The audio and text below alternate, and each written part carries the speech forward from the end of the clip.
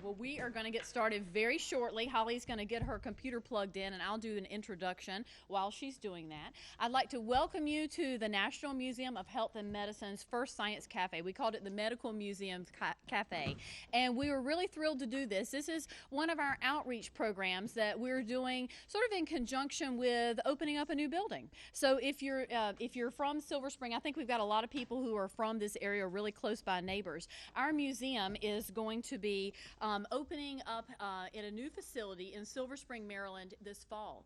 We are currently located at the Walter Reed Medical Center, and the medical center is going to be closing through September.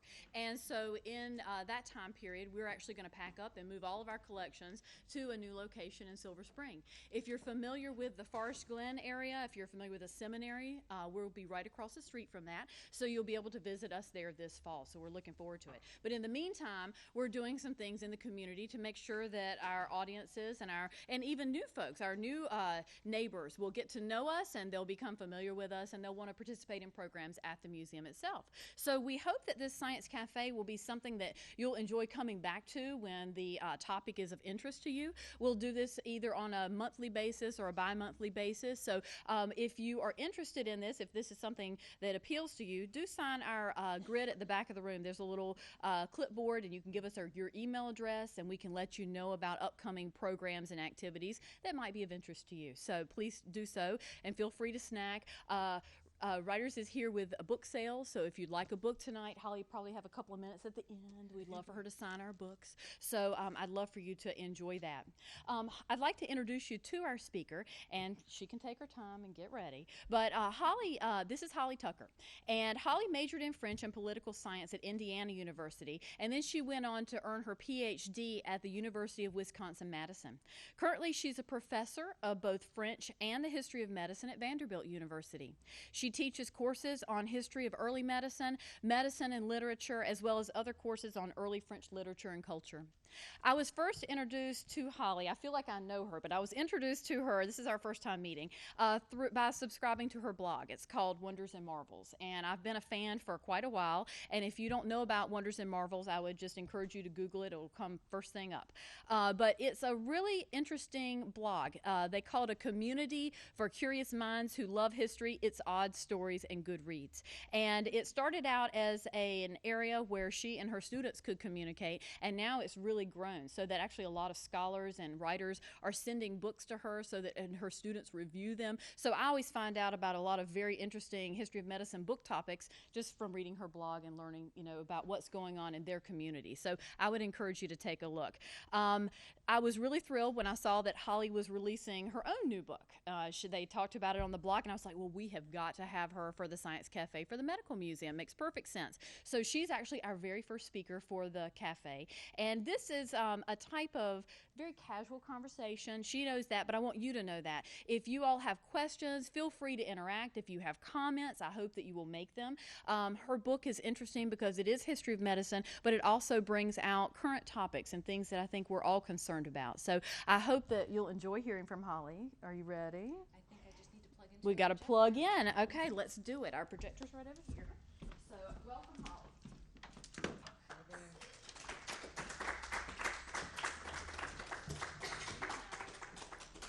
So as we plug in, I can tell you, as I left Arlington about 2.5 hours ago, I checked on my iPad and okay.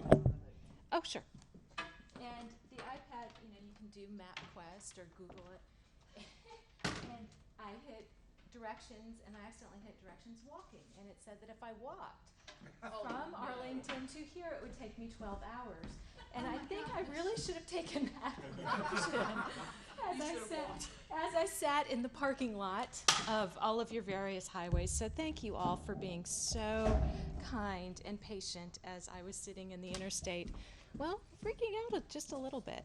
So as we get set up, I do want to just talk to you a little bit about the origins of this book, because it's been a fascinating experience for me. I started it about 5 years ago, and it started because I was planning for a class. I teach, as you heard, I teach at Vanderbilt University, where I have the opportunity to teach a whole variety of classes, and one of my favorite classes is a course on the history of medicine from Aristotle to the Enlightenment.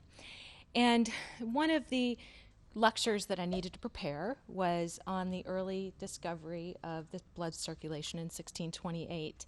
And I did what any good professor does, because I was cramming for my lecture. And I was looking around what I needed to tell the students, and I was looking for some interesting stories, and I stumbled on a reference to blood transfusion. And that's not something I'd heard about. And I said, this is very interesting. It's incredibly odd. And so I started to look around, and I discovered that they were transfusing animals to animals in the 1660s, and then they moved from animals to humans, and they were using animals as donors. So that's what I started to look at, and then I uncovered the fact that as they were doing this, they really frightened a lot of people. The whole idea of blood transfusion, as you can imagine, hundreds of years before the discovery of blood types in 1900, 1901, long before the discovery of anesthesia and antisepsis in the 19th century, they were transfusing humans with animal blood. It became even odder. Just ignore the movie on the screen for a moment. It became even odder when I realized that blood transfusions started quickly and ended just as quickly after there had been a failed transfusion in France. The transfusionist was called up on murder charges. There was a court case. And after that court case, it was determined that blood transfusion would be outlawed in France. And then it was later ended in France, England, and Italy, which were the hot spots in the 17th century for blood transfusion. So that's where I began this. Now, for as odd as it seems, one of the things that was interesting to me, do you have a slide? A gesture. Would you mind?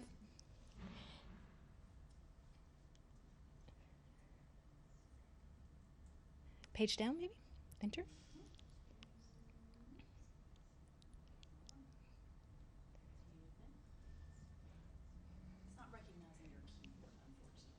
That's okay. I can do this without the illustrations just as well. So what's interesting to me is that when usually, do we have any physicians here? Okay, can you imagine doing modern medicine without transfusion, without the benefits of transfusion? Now, it can be done. There's such a thing as bloodless surgery, right? There's also a way of using the patient's own blood during emergency surgeries and during trauma surgery, of course. But for the most part, when I talk to physicians and healthcare professionals, it is really hard to imagine modern medicine without the benefits of blood transfusion. Now, interestingly enough, the whole idea of blood transfusion in the 17th century was something that was radical because they had spent centuries, millennia in fact, imagining all of the different ways that they could take blood out of the body. That's the first thing you think, right? When you think about early medicine, you think of leeches, and you think of lancets, and you think of blood bowls, right? Why is that? Why is it the first thing that we imagine in early medicine is bloodletting? Well, it comes down to a very simple but permeating notion of how the body worked.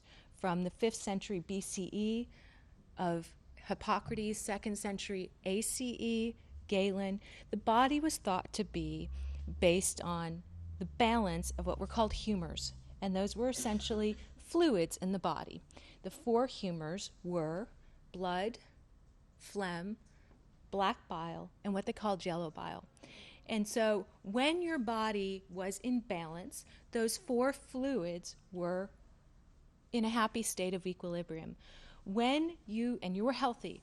When you were not healthy, it meant that those fluids were out of whack and something needed to be adjusted. Now, you could adjust that through nutrition, and I'll get to why that is in a moment, or the fastest way that you could do it would be essentially, okay guys, don't worry about it. We'll just skip the slides. The fastest way that you could adjust the body's health then would be to remove the offending humors, right? So that was the first case of action. When I get sick, I reach for example, an ibuprofen.